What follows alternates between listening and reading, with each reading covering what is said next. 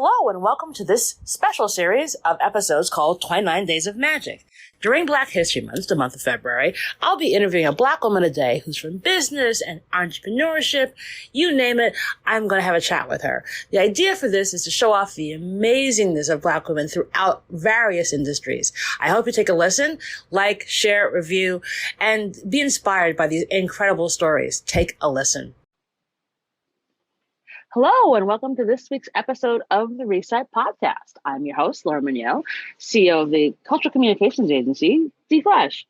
Each week, I bring on a different business leader who's doing some game-changing work. And part of my fantastic series, 29 Days of Magic, I am so excited to have Reonna Johnson, who is the VP Director of Growth Strategy at Deutsch LA. I'll talk about her career journey, how she got there, how come her name sounds like somebody else we know, but she is the originator. Exactly. And so much more. It's going to be a great conversation. Take a listen. Hey, Reonna, how are you? Hey, I'm good. I'm really good. Happy to be a part of this. Absolutely. I'm so glad to have you on. So, podcast always starts out the exact same way, easy peasy. So, Reonna, what was your first job? Wow. When I sit here and I think about this question, I have to say that my first job I was in junior high. Nice. I'm going that far back because Do it'll show you my personality where I wanted my own independence and my own money very early on. And I learned how to do chores for more money. So I had my daily chores that, like make your bed, do all this other kind of stuff. But then like my mom would say, "Ooh, I wish I need a little help with ironing my uniforms," or "Ooh, I wish somebody helped me with these towels and linen." I'm like, "I'll do it." And so by me doing extra things, she gave me extra money. And so I learned that the more that I worked or the more that I put my mind to something that, I can make money. So even in high school, I took a banking occupations course to be a bank teller because I wanted to make more than minimum wage. And I knew I had to pay for my own college. So I started working even in the 12th grade to be a bank teller so I could pay for my college and pay for my prom. And, so I've always had a job, even throughout my entire college experience. I went to night school and I worked in the daytime full time to take care of myself. So I've always had a job. I've always understood the importance of working for my money and giving my own sense of identity as well as my own independence and individualism. So it's hard for me to say my very, very first one, but my first professional job after college I was an executive assistant. And I wanted to first go into advertising, and I joined the advertising minority training program. But when I found out the starting pay, I didn't join because the executive assistant job paid more. So I went with that role because it was, well, I could learn how to work with executives. I could learn how to answer the phone, but the entry level advertising role paid half the amount that the executive assistant role paid.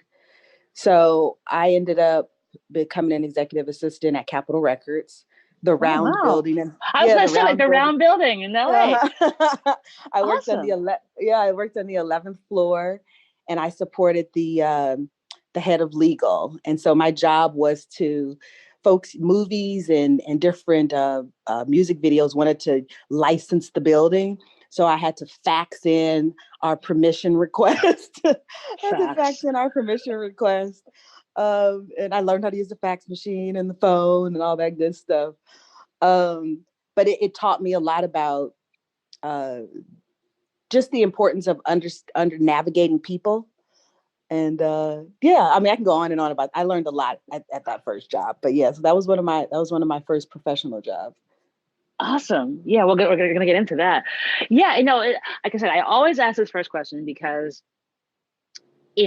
it's remarkable to me how the job that people kind of first think of always plays out to where they are right now in terms of like Yeah. lessons they learned, kind of tips and tricks, things are like, ooh, that was terrible, never do that again. Yeah. Yeah. To where they are now, because it sort of sets the stage for you in a really interesting way. So it's Yeah. always fascinating. So diving into this, so like, okay, so you're an executive assistant at Capitol Records. How do we go from that to where you are now? What's that journey been like? Well, yeah. So working there, I really, really learned the C-suite, and I learned how to interact with executives. And because at that point, I didn't necessarily know what direction I wanted to go in with a marketing degree. And so I was toying around with, well, what can I do in the music space, and what can I do in, in television or what have you. So I got really good at the role, and became sort of like the department liaison person that worked with all of the other lawyers and that sort of thing. And so then I said, well, let me try this out in the TV space. So I left there and ended up at Fox Television, and I supported again the C-suite executives, and sort of was like, what can I do in TV? I'm not sure what I want to do here, and I'm using my experience. So I've learned that there's something to this whole, understanding people and working with teams. So I'm using this sort of executive assistant experience to figure out, well, how do I want to master a function or an expertise of some sort. So I stayed there for a little bit, and I realized that maybe I should go the opposite way and get an executive assistant gig in a marketing setting. So then I could use my marketing degree as well as my existing experience. So I ended up at Korn Ferry International, an executive recruitment firm, and I came in supporting the CMO. And while I was there, it was a marriage of what I had already done in executive assistant world, and now I'm learning about corporate marketing, B2B marketing. I'm learning about how to position ourselves, how to connect with marketers and all that good stuff. So while I was there, I started subscribing to what I call the 70-30 rule of, I'm hired to do this, but 30% of my job, I'm going to start taking on more stuff. And so I Oh, started to see, I started to see that there were things that weren't being done because I'm getting the purview of working with the CMO of like, no one's really managing our thought leadership. I'm like, ooh, I could do that. No one's really mhm. managing like all of our assets and all of that. Ooh, I'm like, I could do that. And so I'm like, you know what? How about if I start doing, the managing the magazine that we're doing with the thought leadership piece? It has all of our assets. It has all of this. So I started taking all these little extra classes at UCLA Extension so I could learn Illustrator and, how to keep things up to date and do all this other project management stuff. And I wrote out, it was bold of me, but I wrote out a sort of a brief of, here's what I'm doing and here's what I want. And he bought it. He bought Oh, it. wow. I He bought love it. it. He said, I'm going to make you a manager. I'm going to make you a manager. And you can find your replacement. And I was like, I surely will find my replacement. And so I became a marketing manager at that point. And I I love started, it. right? I started managing the magazine and all the assets and working with the writers and working with the distribution folks and the editors and everything. And so I ended up leaving. I was there for about 6 years. I ended up leaving and going to living in New York. And I knew B2B marketing already from working at Korn Ferry. So I ended up working at McGarry Bowen and worked in new business there. And so I kind of used some of the same skills that I had at Korn Ferry at McGarry Bowen. I worked there for about 4 or 5 years, and then I left there and came back to LA, and I ended up working in advertising here in LA. So it's kind of like I had that feeling that I wanted to do it early on, but the pay didn't work for me, entry You're like, level. nope. You're like, No, and no, no, ma'am. I can go answer the phone and make some money. So yeah, so that's kind of how it all sort of, went throughout my career. Yeah. And because well, one, I'm always fascinated by when folks go from one stage of a company and then step out and like, no, Yeah. actually, I'm here, but I know I can be way the hell up here. Yep. Uh, what was that about? Did you have like a moment, or you just like, you know what, I got to do this? That made you decide to like, I need to add more, show more, so these folks can realize that like I'm more about just than just being an EA. Right. I think there's an innate hunger that was inside of me of like I knew that I could do more. And it was I didn't always a friend of mine always says trust your knowing, trust your knowing. And a part of me trusted it, but a part of me was scared of it. So which is one of the reasons why I did the two jobs for a long time, because it was like, well, I'm still doing this, but they're going to start seeing me like this kind of thing. And so I think there's a there's a part of me that has that hunger of wanting it, but then it's the other part of it. I have to position myself so they can actually see me as that type of role. It was things like this where I asked him, can I move my seat? Can I no longer sit over there, and can I have an office, even if it's a shared office? But can I have it? Because I need to be seen as being serious. And I used to ask him, can you position me? I would go in his office and say, when we have this call, can you say I'm running this, not that I'm supporting? And he'd be like, oh, okay, yeah, fine, whatever, I'll do it. But it was me forcing that sort of just that one line of like, Reonna's going to be running this and I'm going to do this. Okay. So then people can start to see me, See you.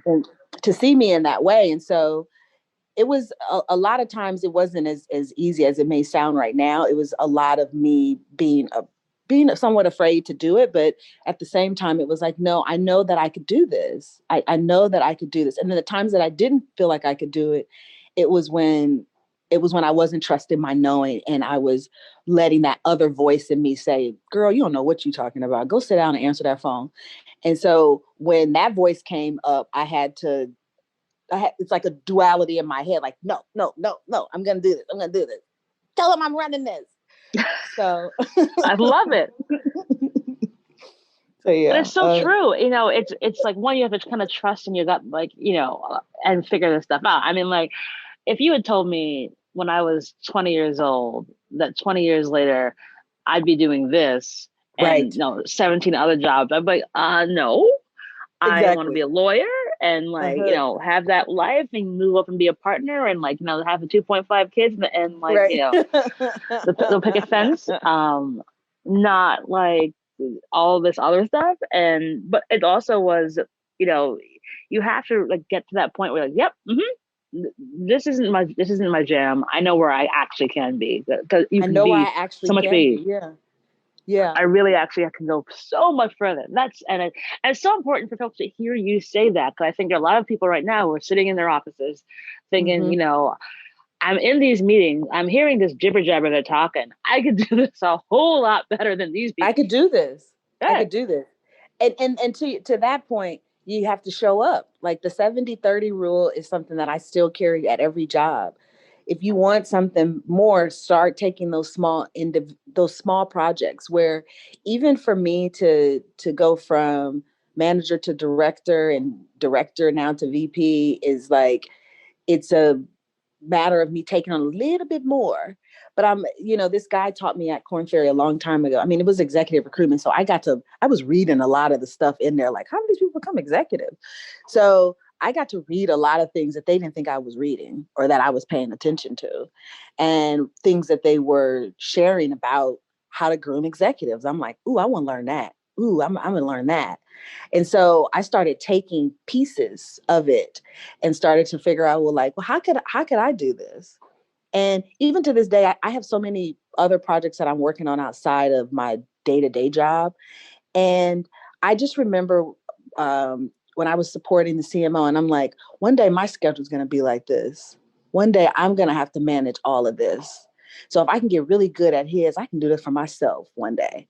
It's because it's always been about that feeling for me as a kid, where it was, I could do this. I could do this for myself. I was the kid who was the only girl on an all boy football team. Like I can run faster than these boys, and I was the fastest girl on the team. So I was like, boom, what do you go know? ahead. Not why am I not even remotely surprised by this? Like, just like into 10 minutes into talking, I'm like, of course, duh, I Right. could do that. So I'm insane. That's what you've got. Okay, great. So, but it was so I was almost modeling myself as watching them and seeing how they manage their lives. And I'm like, one day I could do this, you know. And it was, I could say that now, like you said, 20 years later, but I didn't know to what magnitude it was going to be for me. I just knew that I could be them. I could totally be them. Yeah, that's and so necessary for folks to hear. Like, yes, you can do this. Like, Right. like and also because it's also you're in a rarefied air of people because I have known exactly three Black women who are in biz dev and growth Yeah. because it's also one of those areas that is so difficult a nut to crack, and lots of Yep. folks are like, oh well, like that's regulated for white dudes who can like go play golf and Yep. go have cigars. Like, how's that been for you? You know what it is for me? I think I'm really good at getting to what makes us good. What makes us authentic? Why would a brand want to call us? Why would they want to be? Why would they even want us as an agency? Let's get very clear and know exactly who we are and know exactly what's our secret sauce.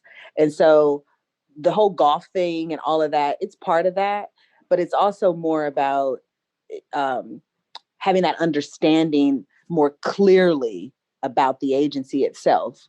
And I always say this, the more that we can be clear about that, the more that we can attract the right brands to ourselves. So when we are reaching out to brands or trying to connect with them, one, we know who we are. Two, we know who they are. And three, we know why we should have a marriage, why we should even be dating, kind of thing. And so I think when you come from that place of authenticity, then it's like I wouldn't mind having a beer with her. She seems kind of cool, versus, I'm trying so hard to sell you something versus I'm trying to marry you and, make this connection of some sort. And it doesn't happen all the time where it's an instant connection, but I'm a believer in follow the marketer, not the brand. And so the more that you build that relationship with that marketer, then they may go to a different place, but they don't forget you because they know they have a connection with you. And when they're new at a new company, they want familiar people that they can trust. So they'll call you and they'll want to say, hey, we're putting up for a review, or hey, let's see if we can keep this hey, I have a project for you, and that sort of thing. So I honestly feel like I've never really tried to be that person that, that I'm not. I'm just gonna be who I am, and the more authentic I can be with telling you about the agency, and the more you can see how I have a passion for what you guys are doing and how it fits, I think it's respected, if not more than, let's just go have a beer and play golf together. And it's so true. I mean, like it's a different kind of relationship building in a way Mm-hmm. where it's like you are that person's person. Mm-hmm. And because like if you told me 20 years ago I'd be doing business development and selling all these projects to people, I'm like, yeah, Yeah. no. But it's relationships and like how you communicate with people on a human level. It's like, we're in the business of humanity. Like that's actually Right. how we actually talk to work with folks and finding common ground. And you can find that common ground with anybody. Anybody. Uh, And that's why it's so important for an agency to be clear about their values and what they stand for.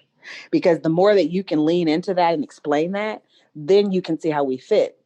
And the funny thing is that that's what I learned at Capitol Records about, hey, how can we be friends? I need help. I don't know how to use the phone, So like exactly. Like so it's like it's the same. Honestly, I didn't know how to use the phone when I first got there.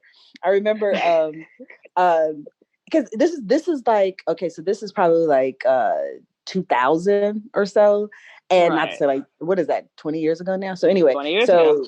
so people, you use the phone a lot more, and you transfer calls, and you had it wasn't Zoom and all this other stuff. So I remember the guy that I was supporting, he said, I'm going to lunch, And when I come back, you've hung up on 3 of my calls. 3 of them. You didn't transfer them properly. And I was like, uh-huh. And he's like, when I come back from lunch, you better know how to use the fucking phone. Sorry for the F-bomb, but he's You're like, you better allowed. know how to use. He said those were his exact words to me. And I said, oh my God, I'm getting ready to get fired. I don't know how to use the phone.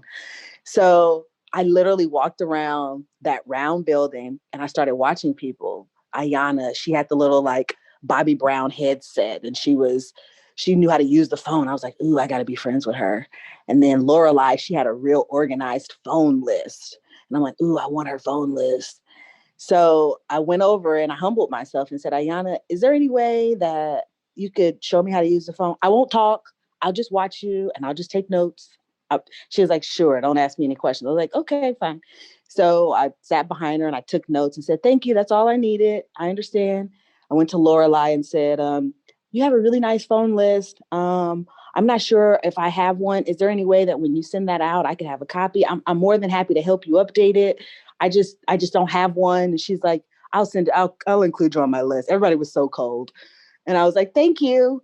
But it was my humility, I think, which is how I do with new business. Like, I want to work with you. I see how we can work together. Here's how we're really good. Here's what I think you could benefit from us with. And they respect that, I think. So, the same way Ayana and Lorelai were like, get away from me, but I see you. But right. I see you. Yeah.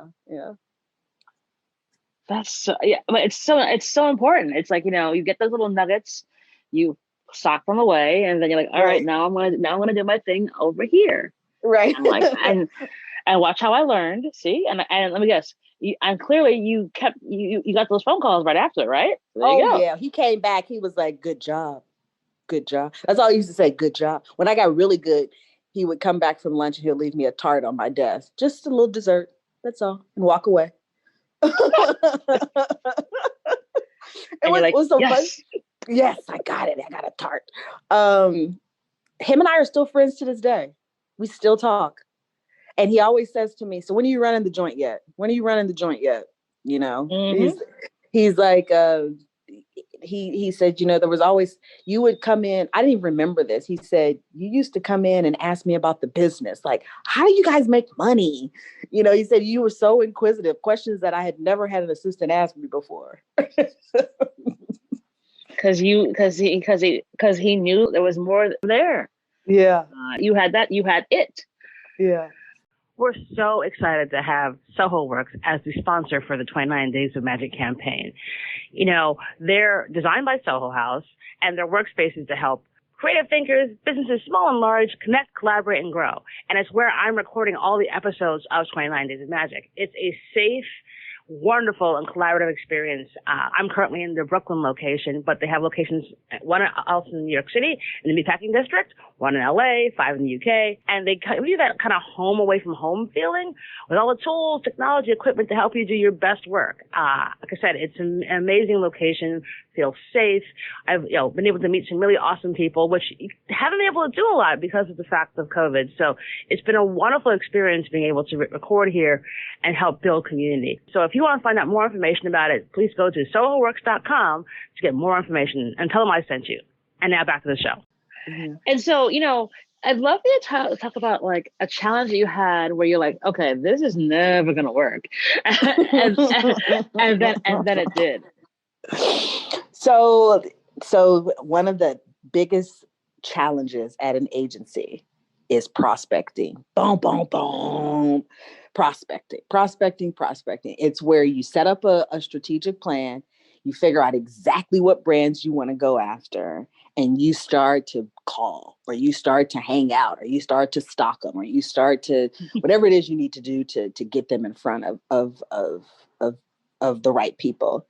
And so it's a challenge at agencies because you don't know if they're ready to date. I always use dating analogy in new business because it's the exact same thing. Exactly. You don't know if they're ready to date, but you're basically putting yourself out there to say, when you're ready, I'm your person, kind of thing.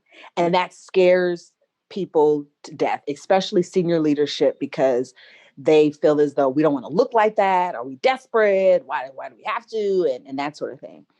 The pipeline of new business is typically inbound leads where people are just calling you. And that makes people feel more desirable because it's like they're just calling us. They're just calling us. They're calling us. They love us.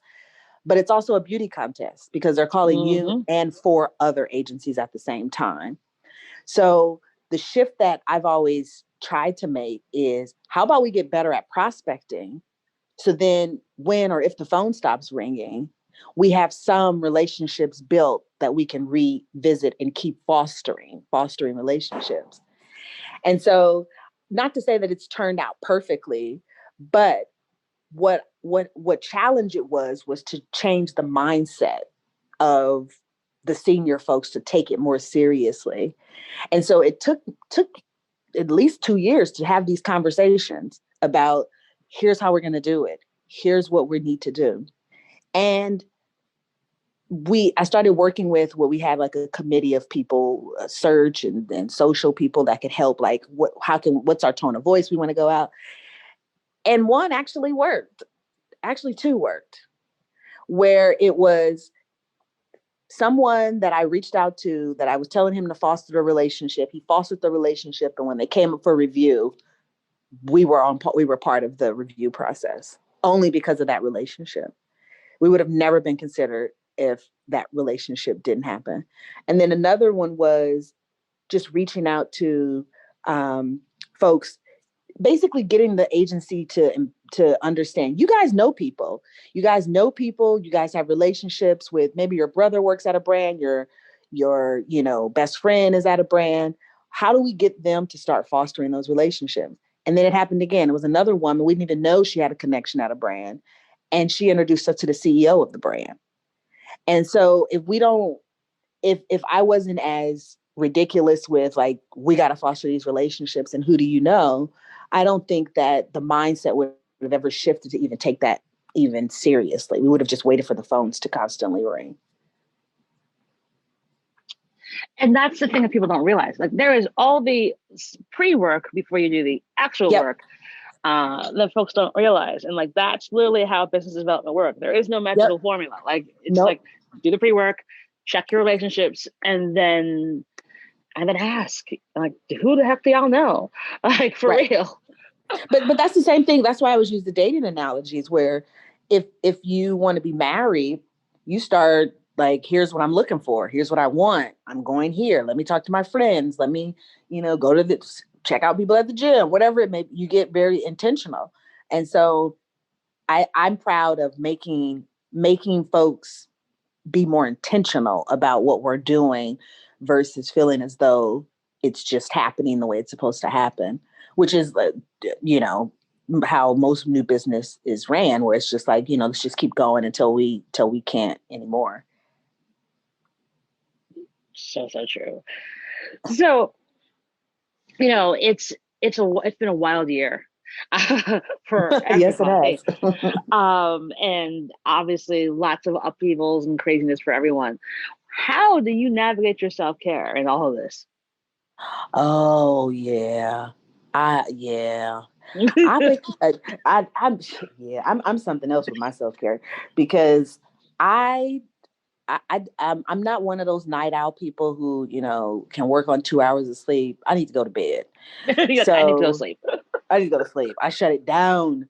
So I get up early. I'm an early riser. I go to bed probably around 9.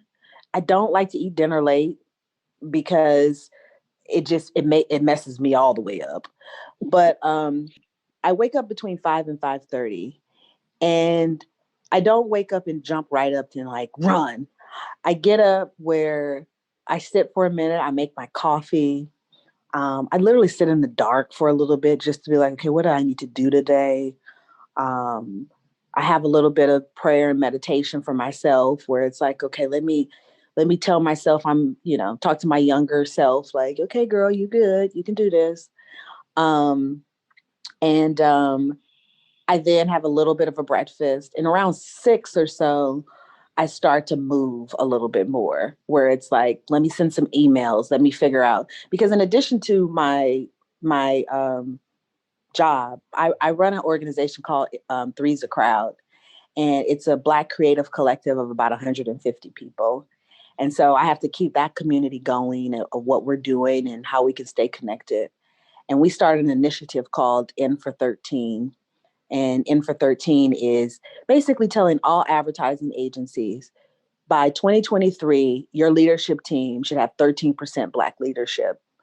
And so we have about 17 agencies that are in for 13, and I manage them throughout this 3-year process. So anyway, Oh, around wow. between six, yeah, it's intense. And so I send emails, and I have a dope core team that helps with all types of stuff.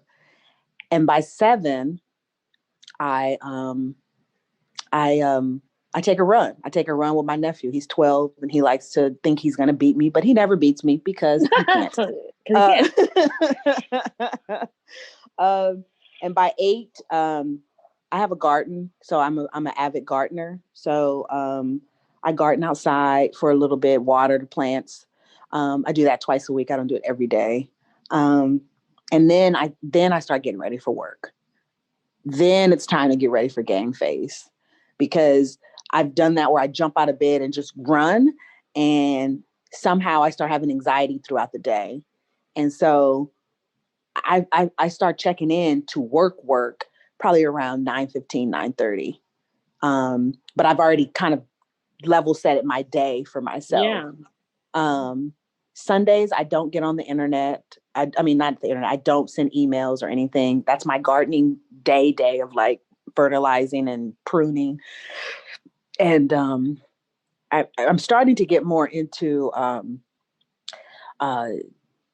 making that a read day, reading things for my spirit and for my soul, Mm-hmm. and just trying to lead from more intuitive, intentional leadership versus, email happened. I gotta do this kind of thing, and just and trust my knowing. I keep going back to that, like I know. Not in an arrogant way, though. By the way, Of course not. Of course yeah. not. I do have a day planner. I have an old school day planner where I write down stuff, and I don't Same. write. Yeah, I don't put the work stuff. I put more of the like. I need a haircut. I need to go buy fertilizer. I need to, because I used to shortchange that part of me and only focus on the work stuff. And so the work stuff is in my Outlook calendar, but this calendar is like, I want to finish this book by the end of the month. So that means I need to do it on Sunday, kind of thing. So yeah. So I one thing I've been doing with COVID is I like foot rubs. So like Oh. I've been rubbing my little feet when it's time to go to bed. So so yeah, I take care of myself. Um and I even have a little meal plan because for a while I was starving myself for lunch because you couldn't just walk out the building and go grab a salad. I am the building. So I had to get I had I to know get that smart feeling. about lunch. So yeah, I started getting more intentional about this is salads this week. This is sandwiches this week, versus like it's 12:30. I haven't eaten anything. Um so yeah, so that's my self-care routine. Wow. You don't do a lot at all. You're just like, oh, this is a thing here or there. No, you've got a whole ass I program. got a whole lot. Fantastic. I will have anxiety like a crazy person if I don't. I understand. It's necessary. That's the great part. It is necessary. It So, is. thinking back on all the stuff that you've been able to accomplish, what do you think you'd tell 25-year-old Reonna? Oh wow. She was a mess. I would tell her she was enough. I would tell her she was enough. And you and all the things that you think are hindrance are actually your superpowers. So, you think that because of whatever it may be, oh, I can't because I'm not that person. Those are all your superpowers. So I would tell her that you're enough, and the things that make you different are the things that make you super. That's fantastic. I Right? love that. Absolutely. I mean, I I talk frequently about this when I teach classes or give keynotes. It's like you have your own superpower. You just need Mm-hmm. to amplify it and hold Mm-hmm. on to it and never let that Mm-hmm. go because you have Mm-hmm. this awesomeness within you. Uh, Mm-hmm. and you wouldn't be here if you didn't have that. So Mm-hmm. use it to kind of just keep going forward. So I love that. Yeah. Yeah. Yeah. Yeah. Fantastic. So I can keep on chatting with you. Just so wonderful. Last question though. Okay. Do you have a give and or an ask for the audience? Get everybody in for 13. Get everybody in for 13. I would say if you are an agency, think about your leadership team and how it does or doesn't reflect the country we live in, and make sure that it does. Agencies, we sell culture. So how can we say we know culture and we don't have people in leadership that have different cultures within leadership? So we're kind of a contradiction there. Um, and then also I'd say to brands, if this is really what's important to you, then mandate your agencies to do this as well. And you should do it yourself too. Because again, we say that we know culture and people and communities. I don't see how that's possible when we don't have a diverse slate in leadership. So it's only going to be, it's only, as you and I both know, this is a business imperative. And the more that society is forcing brands to take more of an active role in this conversation, it would be wise for them to get ahead of the conversation before it becomes something that is an imperative to your entire existence in a sense. So I'd say take it more serious and it's and take when I say it, I mean having more Black people in leadership roles within your agencies or brands, and uh, hold true to that versus letting it be a moment versus a movement, and keep going, because this problem is systemic and it's a problem that we inherited. So how do you want your legacy to be that you've actually been a part of this conversation and you actually did something about a systemic problem that we all pretty much inherited and didn't ask for, but we got it. So what are we gonna do about it, kind of thing. Absolutely. I 1000% agree with you. It's like, it ain't that difficult. It really is Right. not. Do something. Does not, and no, HR doesn't count. Like, I No. want to see more CMOs, chief creative Yep. officers, chief technology Thank officers, you. chief information officers, chief innovation officers, Yep. and CEOs and presidents. Like Yep. this malarkey about how it needs to be, oh, well, we have a chief diversity officer. No, you don't get that person in budget. So shut up. Nope. Nope. So It's so true. And actually, that's one of the requirements for Info 13 is this problem has to be handled like a business problem. And your client is Black America. And so if you look at it from that perspective, then it can't live in the hands of the D&I person. Don't throw this on them to figure this out. Me you working set in them new up to business. fail.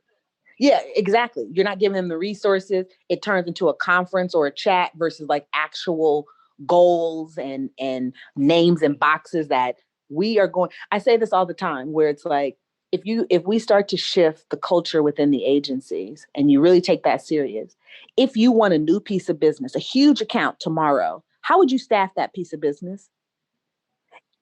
This is a perfect opportunity for you to do what you said. This is a perfect opportunity to staff your new piece of business. This is a perfect opportunity, or whatever it may be. If someone, succession planning, you have people who retire. This is a perfect opportunity to change, right? What do you know? What do you know? Versus, do you know what I mean? Like, so you have these opportunities to do something different, but you should have your pulse on what is different with you in order to retain these people, because it's not about just getting them in there. It's about giving them equity and giving them fair representation and giving them some authority and power over things. That's an institutional structural thing that has to change that you can start right now and do. What's the thing? I call it empathetic capitalism. It's Hmm. very simple. If you lead with empathy and humanity, guess what? You'll end up being inclusive. And guess what Hmm. happens? You'll make more damn money. It You'll ain't make that more type of money. problem. Because if you elevate that, if you elevate your company to the fact that culture and inclusion are just as important as winning new business, losing new business, your Yep. stock price going up, or you having record sales, if they're all on the same level playing field, if someone doesn't hit that number for your diversity and inclusion numbers, that person's gone. That person Right. doesn't get their bonus for Right. real because Right. it will kick you in the teeth otherwise. So And that's I what, love what this is. and that's why I feel brands they have authority to say that. If you don't do this, I'm pulling my account. I can guarantee you we would do it Of course, in a heartbeat, in a in heartbeat. a heartbeat. Um, like that's what needs to happen. So I'm all in, and we'll share all the details in the show notes about how folks can learn more about Infra 13. Oh, Um, sure. Okay. because I let folks know. So, but Rihanna, oh my gosh, you're just wonderful. Oh, thank you. Like, just Thank you. so wonderful. It's been such a wonderful time chatting with you, and I know that you're going to be even more awesome. So it's Oh, thank you. I wonderful appreciate that. to learn from you and have you share your story. So thank you so much for joining me and being part of 29 Days of Magic. I love it. And thank you for including me. It's an honor to be a part of this project. Awesome. And that is our show.